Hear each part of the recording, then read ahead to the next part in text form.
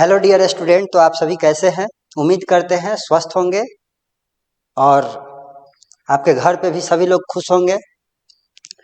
चलिए, अभी board exam नज़दीक आने वाला है और क्लास 10वीं के जितने भी छात्र हैं वो अपनी तैयारी बेहतर तरीके से कर रहे होंगे और कुछ लोग जो होंगे बहुत ज़्यादा घबराए हुए होंगे कि अब मेरी तैयारी हुई नहीं अच्छे से, अब मेरी तैयारी कैसे हो पाएगी, अभी 4 या 3 मंथ अभी जो बचे हुए हैं उसमें कैसे मैं पूर्ण तैयारी कर पाऊँ।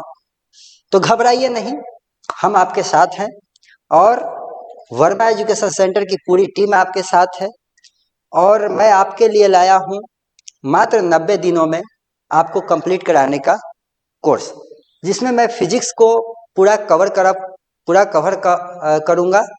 साथ ही साथ और भी साइंस के जो भी टॉपिक हैं, जो भी सब्जेक्ट हैं, साइंस में, आर्ट्स में, मैथ में, हिंदी में, संस्कृत में, सभी जो टीचर यहाँ के हैं वो सभी आपको यूट्यूब चैनल पे और साथ ही साथ आपको एप्लीकेशन पे भी पढ़ाएंगे। तो यदि आप आज से अगर मेरा क्लास ज्वाइन करते हैं तो आप डे 1, डे 2, डे 3 का सभी वीडियो आपको अवेलेबल होगा। आप कंटिन्यू मेरे साथ बने रहें और हर वीडियो को आप जरूर देखें और सभी लगातार वीडियो पाने के लिए आप YouTube चैनल को सब्सक्राइब कर लीजिए और बेल आइकन को भी प्रेस कर लीजिए, ताकि जैसे ही दूसरा वीडियो इसका अपलोड होगा आपको नोटिफिकेशन मिल जाएगी और आप दूसरा वीडियो आप देख पाएंगे। आज फर्स्ट वीडियो में हम फिजिक्स को कवर अप करेंगे, जिसमें से कि हमारे सेंटर के द्वारा बना हुआ जो नोट्स है, जो पूरे हम लोगों ने तैयार कर रखा है और काफ़ी उसमें ऑब्जेक्टिव क्वेश्चन भी आपको मिलते हैं, ऑनलाइन टेस्ट की सुविधा मिलेगी, तमाम चीज़ें आपको एप्लीकेशन पे मिल जाएगा। आप वहाँ से फ्री ऑफ कॉस्ट, पैसे भी नहीं लगेंगे और फ्री में जा करके आप टेस्ट दे सकते हैं ऑनलाइन। साथ ही साथ स्टडी मटेरियल जो हम यहाँ पे अभी पढ़ाएंगे उसका आपको PDF नोट्स भी आपको अवेलेबल हो जाएगा। तो चलिए आइए हम लोग अपने चैप्टर की तरफ बढ़ते हैं और पहला चैप्टर जो फिजिक्स का है, प्रकाश का परावर्तन, उसको हम लोग देखते हैं। चलिए, तो देखिए, सबसे पहला जो हमारा चैप्टर है वो है प्रकाश का परावर्तन। तो प्रकाश का परावर्तन को हम लोग बारीकी से समझेंगे। इसको पहले, इस चैप्टर को जानने से पहले हम समझेंगे कि प्रकाश का परावर्तन ये फिजिक्स के किस भाग का है और फिजिक्स में हमें क्या क्या पढ़नी है और ये कहाँ से आया है प्रकाश का परावर्तन। उसको जानने से पहले हमें समझना होगा प्रकाशिकी को। तो इसीलिए हमने यहाँ पे पहला मेरा टॉपिक है प्रकाशिकी, जिसको हम बोलते हैं ऑप्टिक्स। ऑप्टिक्स किसे कहते हैं? तो देखिए, भौतिक विज्ञान की वह शाखा जिसके अंतर्गत हम प्रकाश के गुण, चरित्र और उसके प्रभाव का अध्ययन करते हैं। तो प्रकाश की फिजिक्स का एक शाखा है। जैसे एक पेड़ है तो पेड़ हमारा हो गया भौतिकी, यानी कि हमारा हो गया फिजिक्स, और इसके बहुत सारे जो होते हैं टहनियाँ निकली होती है, ब्रांचेज होते हैं। एक पेड़ में बहुत सारे शाखाएं होती है। तो सेम भौतिकी की भी बहुत सारी शाखा है, जिसमें से एक शाखा है हमारा प्रकाशिकी। और प्रकाशिकी के अंतर्गत केवल और केवल हम लाइट रिलेटेड, प्रकाश से संबंधित चीजों को पढ़ते हैं, जिसमें प्रकाश के गुण, उसके प्रभाव, उसका चरित्र, उस सब चीज को हम लोग बारी बारी से देखते हैं। तो देखिए, वही है हमारा प्रकाशिकी, ये फिजिक्स का यानी कि एक ब्रांच है। अब प्रकाशिकी को स्टडी के लिए, बढ़िया से प्रकाशिकी को समझा जाए, इसके लिए उसको 3 भागों में बांटा गया है, जिसमें से पहला है हमारा किरण प्रकाशिकी, जिसको हम बोलते हैं रेज ऑप्टिक्स, और दूसरा हमारा है तरंग प्रकाशिकी, जिसको बोलते हैं वेव ऑप्टिक्स, और तीसरा है हमारा क्वांटम प्रकाशिकी, जिसको बोलते हैं क्वांटम ऑप्टिक्स। ठीक है, तो आई होप कि आपको समझ में आ रही होगी कि भौतिक विज्ञान की एक शाखा है प्रकाश की, और प्रकाशिकी को स्टडी करने के लिए हमें 3 भागों में उसको बांटा गया है। एक तरंग प्रकाश की, किरण प्रकाश की, तरंग प्रकाश की और क्वांटम प्रकाश की। जो क्लास 10th का जो हमारा पहला चैप्टर है प्रकाश का परावर्तन, या उसमें जो भी अगला चैप्टर है प्रकाश का अपवर्तन, वर्ण विक्षेपण, ये तमाम चीजें जो हम पढ़ते हैं 10th में जो पढ़ना है, उसको हम पढ़ेंगे केवल और केवल किरण प्रकाशिकी के अंतर्गत। इसी के अंतर्गत हमारा क्लास 10th का सिलेबस सिमटा हुआ है। बात आती है कि तरंग प्रकाश की, तो इसके बारे में मात्र थोड़ा सा आप नाम सुनेंगे क्लास 10वां के सिलेबस में। क्वांटम प्रकाश की तो बिल्कुल टच भी नहीं करना है क्लास 10th के बच्चे को। ये क्वांटम फिजिक्स आपको पढ़ना ही नहीं है। क्वांटम फिजिक्स आपको 11 12 जो भी हम आगे के क्लास में आप जब जाएंगे, इंजीनियरिंग के लिए जाएंगे, तो वहाँ आपको क्वांटम फिजिक्स भी पढ़ना होता है। तो वो अलग चीजें हैं, उसके बारे में नहीं जानेंगे, इसके बारे में बहुत स्टडी है। हम बात करेंगे किरण प्रकाशिकी के अंतर्गत, जिसके अंतर्गत हम लोग पढ़ेंगे परावर्तन के बारे में, प्रकाश का परावर्तन, अपवर्तन, वर्ण विक्षेपन, प्रकीर्णन, जितने भी चीजें हैं क्लास 10th में पढ़ना, वो सभी हम लोग किरण प्रकाशिकी के अंतर्गत ही पढ़ते हैं। तो देखिए किरण प्रकाश की हम पहला चैप्टर, पहला टॉपिक को उठाते हैं, किरण प्रकाश की किसे कहते हैं। तो देखिए किरण प्रकाश की के अंतर्गत हम प्रकाश के किरण के गुण, प्रकाश किरण समझ रहे हैं, यानी कि जो रेज प्रकाश जो होता है किरण की तरह चलता है, और मैं बाद में बात करूंगा कि किरण किसको कहते हैं, किरण पुंज किसको कहते हैं, कितने प्रकार के बीम ऑफ लाइट होते हैं, और तमाम चीजें हम बाद में चर्चा करेंगे। यहाँ सबसे पहले समझ लेते हैं कि किरण प्रकाशिकी के अंतर्गत, जो किरण प्रकाशिकी के अंतर्गत प्रकाश किरणों के गुण, उसके चरित्र और उसके प्रभाव का हम अध्ययन करेंगे। सेम उसी तरह तरंग प्रकाशिकी के अंतर्गत किरण के तरंग नेचर को पढ़ते हैं, विभिन्न प्रकार के तरंग, जिसमें चुंबकीय स्पेक्ट्रम का दृश्य, जिसका 4000 एंगस्ट्रम से 7000 एंगस्ट्रम के बीच वाले जितने भी हमारे लाइट होते हैं उसके बारे में पढ़ते हैं, लेकिन ये आपको पढ़ना है नहीं। तीसरा है क्वांटम प्रकाश की, ये भी हमें नहीं पढ़ना है। इसके अंतर्गत हम प्रकाश का ये जो होता है एक ऊर्जा का बहुत बड़ा विशाल स्रोत है, क्योंकि आप समझते हैं कि सौर ऊर्जा, सूर्य भी एक एनर्जी है, सूर्य के प्रकाश में बहुत सारे एनर्जी है, वो आता कैसे है धरती पे ऊर्जा, तो वो अपने साथ एनर्जी लेके आता है, लाइट के रूप में आता है। तो वहां हम पढ़ते हैं कि प्रकाश जो होता है एक ऊर्जा का एक विशाल भंडार है, और इसके कणीय प्रकृति, मतलब प्रकाश का कणीय नेचर यानी पार्टिकल्स नेचर। कणीय प्रकृति का मतलब है पार्टिकल्स नेचर, जिसका नाम है फोटोन। क्या नाम है? फोटोन। उसके बारे में हम लोग अध्ययन करते हैं। तो देखिए अब आपको थोड़ा ये सब माइंड से निकल रहा होगा कि ये सर क्या बता रहे हैं, तरंग प्रकाशी ये सब आपका क्वांटम प्रकाश की, हम तो इतना सुने थे प्रकाश का परावर्तन अपवर्तन। तो देखिए हमें बताना पूरा है, आपको जितनी जरूरत है आप उतना समझ लीजिएगा, केवल नाम ही बता रहे हैं, इसके बारे में डीपली आपको सिलेबस में नहीं पढ़नी है। अब आपको बाद में मजा आएगा कि क्या बताने वाला हूँ, ये बताने के बाद आपको बताता हूँ। यहाँ इसी चीज को यहाँ मैप के माध्यम से हमने बना रखा है। जैसे देखिए ऊपर जो हमने बताया कि प्रकाश की हमारा फिजिक्स का एक ब्रांच है, और इस ब्रांच से हमारे और शाखाएं निकली, जिसको 3 भागों में बांटा गया, किरण प्रकाश की, दूसरा हमारा तरंग प्रकाश की, और तीसरा हमारा क्वांटम प्रकाश की। ठीक है, ये नहीं पढ़ना है, ये नहीं पढ़ना है, पढ़ना कौन है? किरण प्रकाश की। ठीक है, प्रकाश के किरण वाला गुण, ये तरंग प्रकाश की नहीं पढ़ना है, क्वांटम प्रकाश की नहीं पढ़ना है। इस किरण प्रकाश की के अंतर्गत पढ़ना है प्रकाश का परावर्तन, प्रकाश का अपवर्तन और पूर्ण आंतरिक परावर्तन, जिसमें हीरे की चमक वगैरह होता है, मरीचिका के बारे में पढ़ना है। जैसे रोड पे कभी आप देखते होंगे, जाते होंगे तो देखते होंगे दूर से कि पानी है, जैसे नजदीक पहुंचते तो रोड पे कोई पानी नहीं होता है, उसको प्रभाव को बोलते हैं मरीचिका।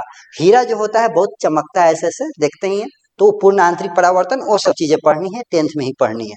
अपवर्तन के बारे में भी हमें पढ़ना है कि पानी में अगर कोई पेंसिल डालते हैं तो मुड़ा हुआ टूटा हुआ दिखाई पड़ता है, या कोई आभासी गहराई महसूस होती है, गहरा ज्यादा रहता है लेकिन गहरा कम हमें दिखाई देता है। सेम परावर्तन में हम पढ़ते हैं कि कोई भी दर्पण से प्रकाश टकरा के कैसे रिफ्लेक्ट होता है, कैसे मुड़ता है। कभी कभी आप बोर्ड पे ही देख रहे हो कि आपको किसी जगह पे आपको उधर सामने विंडो है, उसका लाइट आपको दिखाई दे रहा होगा थोड़ा थोड़ा, तो भी लाइट का रिफ्लेक्शन के कारण ही हो पा रहा है। तो तमाम चीजें हो, हमें प्रकाश का परावर्तन, अपवर्तन और पूर्ण आंतरिक परावर्तन ही पढ़ना है, जो कि किरण प्रकाशिकी के अंतर्गत आता है। इसको और भी क्लियर करते हैं कि होता क्या है। ठीक है, देखिए आप समझिए, आप पढ़े होंगे, कोई आपसे एक सवाल करे कि प्रकाश कैसे गमन करती है, तो आपका जवाब होगा कि प्रकाश सीधी रेखा में गमन करती है। ठीक है, मैं मानता हूं प्रकाश सीधी रेखा में, मैंने यहां बना लिया कि प्रकाश जो होता है सीधी रेखा में गमन करती है। ठीक है, लेकिन कब तक? जब तक आप किरण प्रकाश की पढ़ रहे हैं।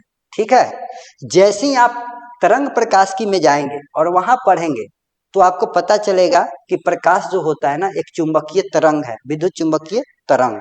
तो वहां पे आप इसका वेव नेचर पढ़ेंगे, देखिए तरंग की तरह आप पढ़ते भी होंगे, कई जगह पे आपको प्रकाश के गुण में लिखाया गया होगा कि प्रकाश एक विद्युत चुंबकीय तरंग है। तो आप सर से कभी सवाल नहीं किए कि सर तरंग है तो तरंग तो सीधी रेखा में नहीं चलता है, पानी में आप जब भी कोई कंकड़ मारते हैं तो तरंग क्या कैसे चलता है? सीधे नहीं, वेव। ठीक है, समुद्र की लहरें कैसे चलती है? वेव, उसका नाम ही है वेव तरंग। तो आप पढ़ते हैं एक जगह कि प्रकाश सीधी रेखा में गमन करती है, दूसरी जगह क्या पढ़ते हैं उसी में कि प्रकाश एक विद्युत चुंबकीय तरंग है। पढ़ भी लेते हैं, याद भी कर लेते हैं, लेकिन कभी सवाल नहीं करते हैं कि सर जब प्रकाश सीधी रेखा में गमन करती है तो फिर तरंग कैसे हुआ, अगर तरंग हुआ तो सीधी रेखा में कैसे गमन कर रही है। अगर ये सवाल अगर आप किए होते तो मुझे अभी जो ऊपर से अभी तक बताए वो हमें शायद नहीं बताना पड़ता, आप सब समझ जाते। तो समझ में अभी आया होगा कि मैंने इसको क्यों बोला। किरण प्रकाशिकी का मतलब है कि प्रकाश किरण के रूप में चलता है, यानी किरण हमेशा सीधी रेखा में जाती है, ये बात याद रखिएगा। तो हम जब 10th में इसीलिए बात कर रहा हूँ कि 10th में जो पढ़ना है उसके अकॉर्डिंग प्रकाश सीधी रेखा में गमन करती है, ठीक। उसके बाद जब तरंग प्रकाशिकी का अध्ययन किया जाता है तो प्रकाश जो होता है वह तरंग की तरह चलता है, ठीक है, वेव नेचर। और वही जब आप तीसरा क्वांटम प्रकाश की जब पढ़ेंगे तो वहां पे प्रकाश के जब गुण पढ़ेंगे कि प्रकाश कैसे गमन करती है, तो यहाँ आपको मिलता है कि प्रकाश जो होता है कण की तरह गति करता है, कण की तरह, ऐसे पार्टिकल्स के रूप में गमन करेगा, पार्टिकल्स, कण। अब इस बताइए कि प्रकाश में आपको कभी कण मिला है, आपको दिखाई दिया है कण, जैसे धूल में कण दिखाई देता है, क्या कभी दिखाई दिया? तो नहीं। लेकिन प्रकाश में भी कण होता है और उस कण का नाम फोटॉन है, और वही कण अपने साथ एनर्जी लेके चलता है, इसीलिए प्रकाश में भी एनर्जी है। सोचिए कितना बड़ा बात है यहाँ पे। तो उसके बारे में हम लोग आगे की कक्षाओं में पढ़ा जाता है, क्वांटम फिजिक्स में पढ़ा जाता है, एक किताब ही आपको मिल जाएगा आगे जब पढ़िएगा तो, क्वांटम फिजिक्स करके। चलिए हम उसके बारे में अब ज्यादा चर्चा नहीं करें, यहाँ समझ गए होंगे कि यहाँ पे किरण प्रकाशिकी में प्रकाश सीधी रेखा में गमन करेगा, तरंग प्रकाशिकी में हमारा जो प्रकाश है वह तरंग की तरह चलेगा, और क्वांटम प्रकाशिकी में हमारा जो प्रकाश है वह कण की तरह चलता है, और इस कण का नाम फोटॉन है। आई होप आपको समझ में आ रहा होगा। अगर आपको कोई चीज डाउट हो, कहीं भी डाउट हो, तो आप हमें कमेंट में जरूर बताएं। आपका कमेंट हमारे लिए बहुत महत्वपूर्ण है, आपका लाइक, आपका शेयर हमारे लिए बहुत महत्वपूर्ण है। इससे पता चलता है कि हमारा पढ़ाया हुआ आपको कैसा लगा, आपको समझ में आ रहा है कि नहीं। तो आपका कमेंट बहुत जरूरी है, जरूर बताइएगा, हौसला भी होता है ताकि मैं और आगे के वीडियो में बेहतर तरीके से समझा सकूं। अब आगे हम लोग आते हैं, चलिए देखिए अब प्रकाश के हम लोग बारे में डिटेल से समझते हैं।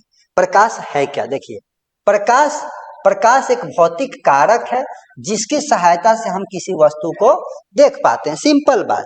लाइट क्या है ये सब पूछने की बात है। हम लोग जहाँ पे रात में क्यों नहीं देख पाते किसी वस्तु को? क्योंकि लाइट नहीं रहता है। और किसी वस्तु को देखने के लिए हमें दो चीज चाहिए, एक चाहिए ह्यूमन आई, एक चाहिए आंख, और दूसरा चाहिए हमें वो प्रकाश। प्रकाश है, आंख नहीं है तो न दिखेगा, आंख है लाइट नहीं है तो नहीं दिखेगा। आप हमें देख पा रहे हैं क्योंकि यहाँ पे लाइट है, लाइट नहीं रहेगी आप हमें नहीं देख पाएंगे। और वो भी हमें किसी वस्तु को देखने के लिए, मान लीजिए ये कोई वस्तु है, हमें किसी वस्तु को देखना है, तो यहाँ पर एक है ह्यूमन आईज, यहाँ मान लीजिए कि आई है, और यहाँ पे है लाइट। तो मान लीजिए कि यहाँ से कोई लाइट अगर टॉर्च जलाया तो लाइट कहाँ जलाता है? वस्तु पर, और ये लाइट वस्तु पर जाता है और वस्तु से टकरा के हमारी आंखों तक आता है, तभी हम किसी वस्तु को देख पाते हैं।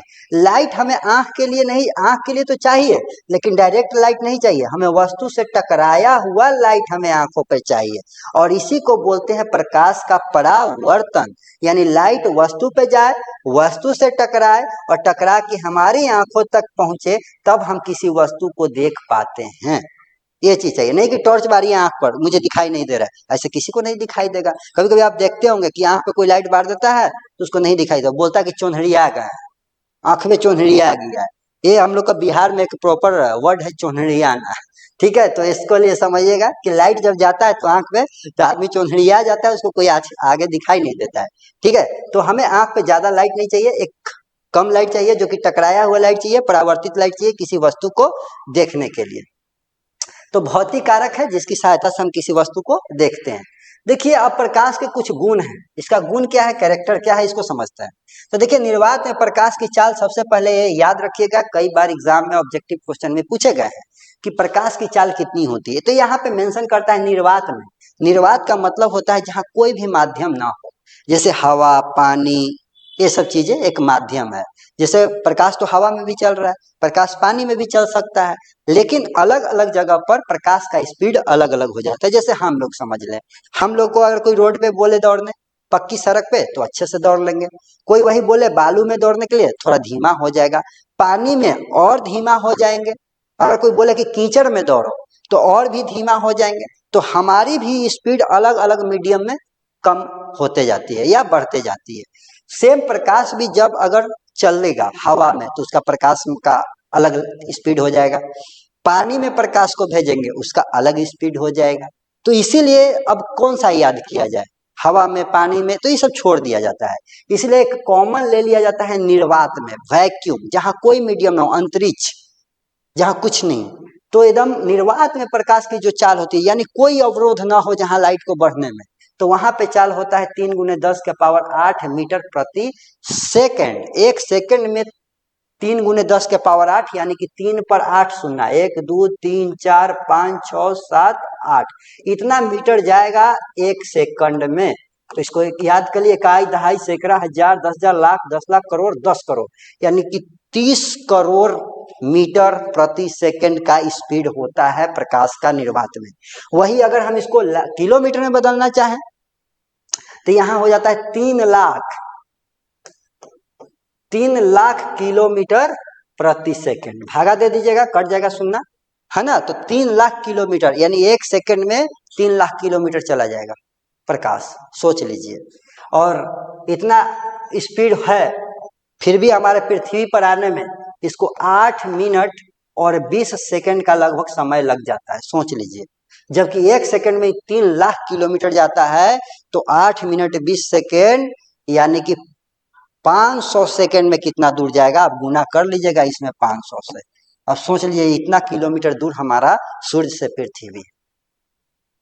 तो ये हमारा दूरी भी निकाल सकते हैं इस तरह से, ठीक है। चलिए अब हम बात करते हैं, आगे आते हैं दूसरा कि प्रकाश का स्पीड तो पता चल गया। किलोमीटर में अगर ऑप्शन में देगा तो 3 लाख याद रखिएगा, नहीं तो गुना में देगा 3 × 10⁸ तो 3 × 10⁸ अगर मीटर में देगा तो 30 करोड़ याद रखिएगा।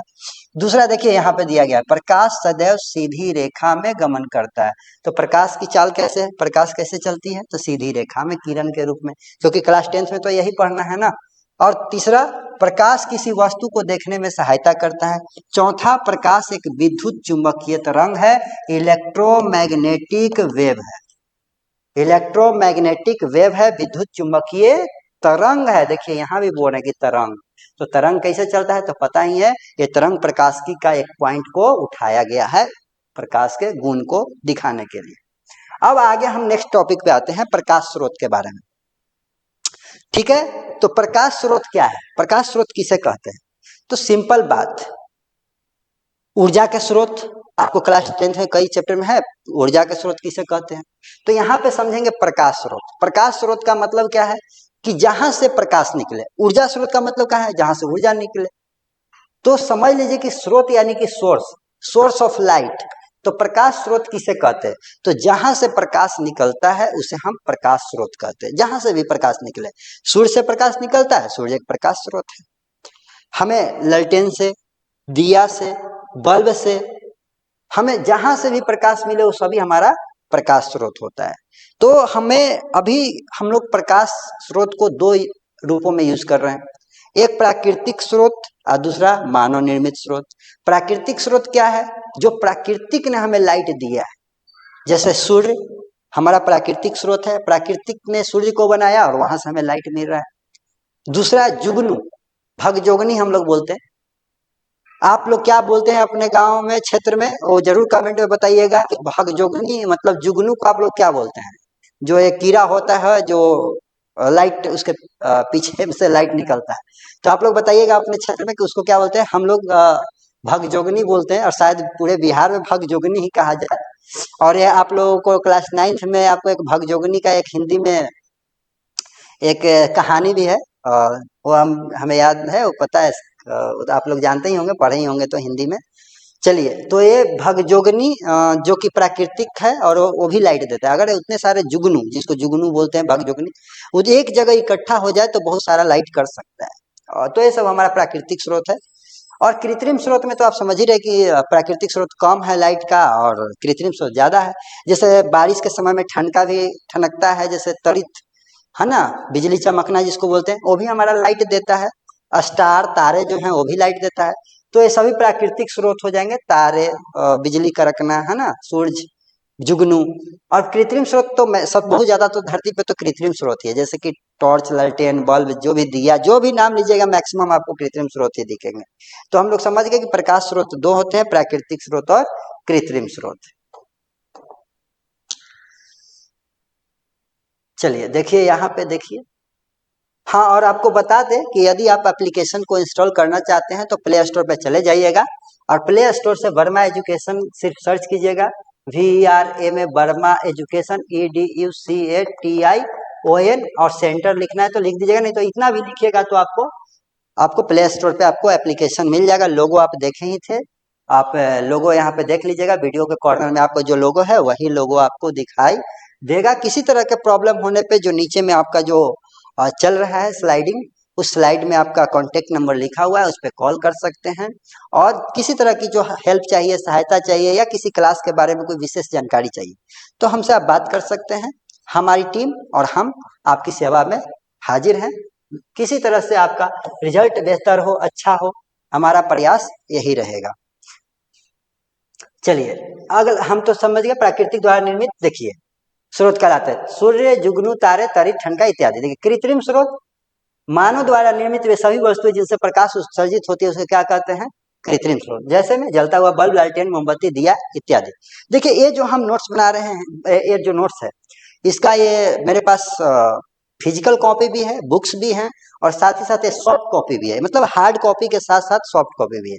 अगर लोकल मार्केट के लोग अगर देख रहे हैं, बच्चे देख रहे हैं और उनको चाहिए कि मुझे ये पूरा फिजिक्स का, पूरा केमिस्ट्री का, पूरा बायोलॉजी का मुझे चाहिए, तो आप कांटेक्ट कर सकते हैं, आप इसको परचेज कर सकते हैं मामूली सी फी में। और साथ ही साथ अगर इसका पीडीएफ चाहिए तो इस चैप्टर का, पहला चैप्टर का पीडीएफ बिल्कुल फ्री में एप्लीकेशन पे उपलब्ध कराया गया है। आप वहां से जा करके एप्लीकेशन इंस्टॉल करके फ्री मटेरियल पे जा करके वहां से आप डाउनलोड कर सकते हैं पीडीएफ। उसको अपना मार्केट में प्रिंट करवा लेंगे, वो प्रिंट का कॉस्ट जो आपको आएगा वो आएगा। ठीक है, तो सेम जो आप पढ़ा रहे हैं वही, ये यहाँ का बनाया हुआ है खुद का, ये काफी दिनों से बनाया हुआ है बच्चे को, इसको शॉर्ट कोर्स के दौरान इसको पढ़ाया जाता है। ठीक है, और डाउट जो भी बाद में ऑब्जेक्टिव वगैरह भी होगा वो भी कराया जाएगा। देखिए अगला है क्या?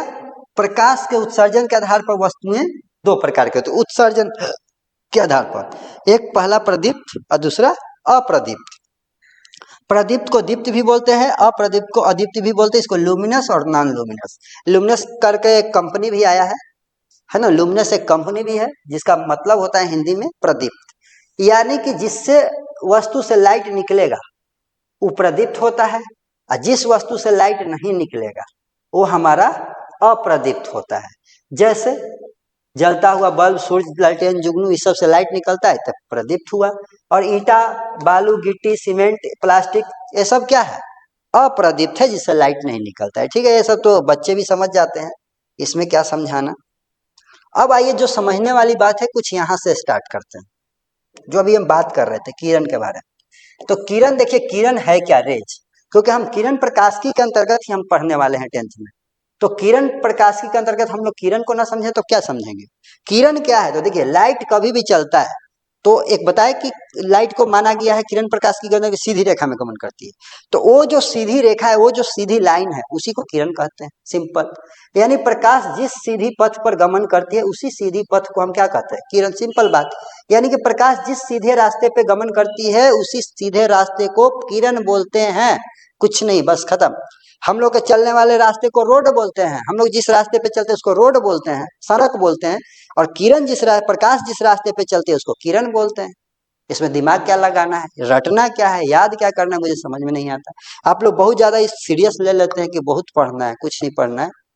सब आपको पढ़ाया जाएगा ऐसे ताकि आपको याद भी ना करना पड़े और याद भी हो जाए। बस जुड़े रहिए, हर एक चीज को बारी बारी से देखते चलिए।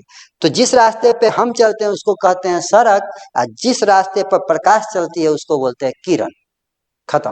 अब बाकी आप जानते हैं कि कैसे परिभाषा लिख देना है। तो यही लिखा हुआ है कि प्रकाश जिस रास्ते पे चलती है, यानी कि गमन पथ, उस दिशा को किरण कहते हैं। देखिए एग्जाम के समय, जो एग्जाम में जो हमें पेपर लिखना होता है, सीधे ऊपर में लिखा हुआ रहता है, परीक्षार्थी यथासंभव अपने ही शब्दों में उत्तर दे, लिखा हुआ रहता है। तो परीक्षार्थी यथासंभव अपने ही शब्दों में उत्तर देने का अर्थ क्या होता है?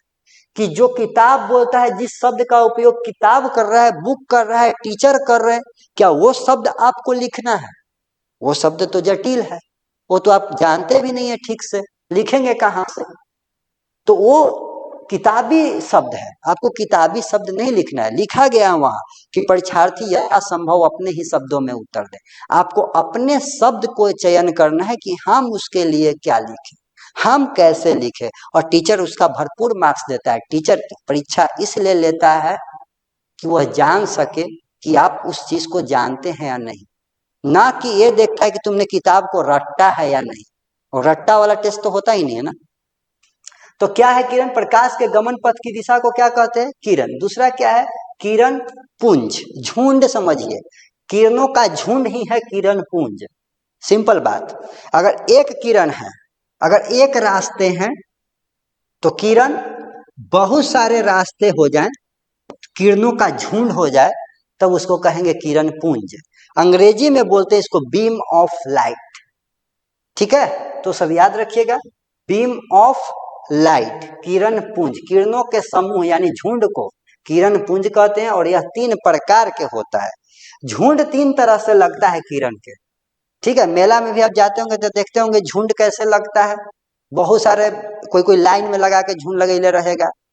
आप जाइए बोलबम तो वहां पर सब देवघर में सब लाइन लगा के झुंड लगाता है, सब जल चढ़ाने के लिए। कोई मेला में जाइए तो कोई लाइन नहीं रहता है, जैसे के तैसे सब भीड़ लगेले रहता है।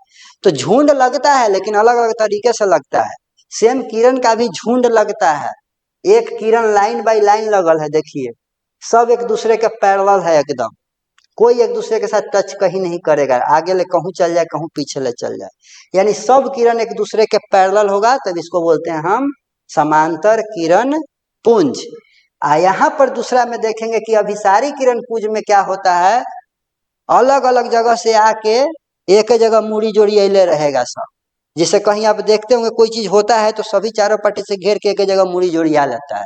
तो अलग अलग दिशाओं से जब आ करके एक जगह मूड़ी जोड़िया लेगा, यहाँ पे देख लीजिए मूड़ी जोड़ियाले है सब। देखिए चारों पार्टी से किरण आकर एक जगह मूड़ी जोड़िया लिया, तब इसको बोलेंगे अभिसारी किरण पुंज।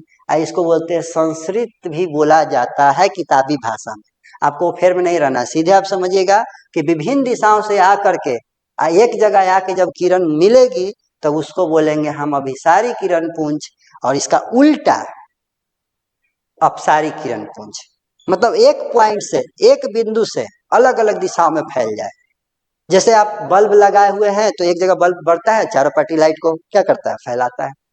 तो वो हो जाएगा हमारा अपसारी किरण पुंज। अभिसारी और अपसारी क्यों बोल रहे हैं, क्यों बात करनी है, क्यों सीखना है, आपको बताएंगे जब लेंस पढ़ेंगे ना, तो वहां बताएंगे कि जब उत्तल लेंस होता है तो किरणें आती तो है सीधे समानांतर, लेकिन ये सभी मुड़ करके एक जगह पे मिल जाती है ऐसे।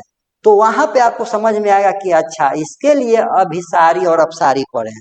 तो उत्तल लेंस का एक गुण है कि अलग विभिन्न दिशाओं से अगर आ रही है किरण, तो आके एक पॉइंट पे मिलेगी उत्तल लेंस। और इसीलिए उत्तल लेंस को अभिसारी लेंस भी कहते हैं। आपको चैप्टर 2 में पढ़ाएंगे इसके बारे में। इसके अपोजिट अगर हम अवतल लेंस की बात करें, तो इसमें लाइट तो पैरेलल आता है, लेकिन जैसे लेंस सब निकलता है बाहर तो ये फैल जाता है, देखिए ऐसे हो जाता है। तो इसलिए हमको ये पहला चैप्टर में अभिसारी और अपसारी को समझना है, ताकि हम आगे के चैप्टर में जो हमें पढ़ना है उसको बारीकी से समझ सके, और वहां फिर डाउट ना हो कि सर उत्तल लेंस में ऐसे कैसे हो गया, अवतल लेंस में ऐसे कैसे हो गया। ठीक है, तो हमें सब चीज को अभी बारीकी से देखना है, क्योंकि फर्स्ट चैप्टर अगर हम अच्छे से नहीं समझेंगे तो सेकंड चैप्टर आपको अच्छे से समझ में नहीं आएगी और वहां दिक्कत होगा। क्योंकि दोनों चैप्टर एकदम बिल्कुल सिमिलर है, प्रकाश का परावर्तन और अपवर्तन बिल्कुल सिमिलर है, लेकिन अपोजिट है। इसीलिए कंफ्यूजन अगर होता है तो गलत हो जाता है। तो इस बात को समझिएगा। और उत्तल अवतल तो खैर रहेंगे ही रहेंगे। उम्मीद करते हैं कि किरण पुंज आपको समझ में आया होगा। किरण पुंज 3 प्रकार के होते हैं, समानांतर, अभिसारी और अपसारी। समानांतर में पैरेलल रहेगा, कहीं एक दूसरे को किरण नहीं काटता है।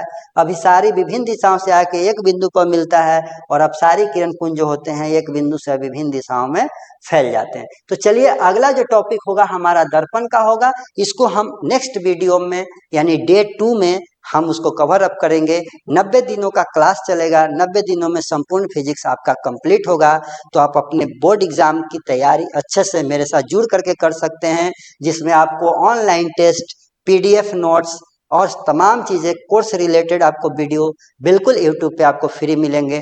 मैं आपके साथ बोर्ड एग्जाम तक साथ में हूँ। आपके जो भी प्रॉब्लम होगा हमें कमेंट में जरूर बताएं। और वीडियो कैसा लगा, अगर अच्छा लगा तो लाइक कीजिए, और नहीं अगर लाइक करने का मन है, कोई ज़बरदस्ती नहीं है। अगर अच्छा लगता है तो दोस्तों को भी शेयर करें, बेल आइकन को जरूर दबाएं। और अगर ज़्यादा से ज़्यादा लाभ उठाने के लिए वर्मा एजुकेशन सेंटर का मोबाइल एप्लीकेशन इंस्टॉल कर लें। थैंक यू वेरी मच, धन्यवाद।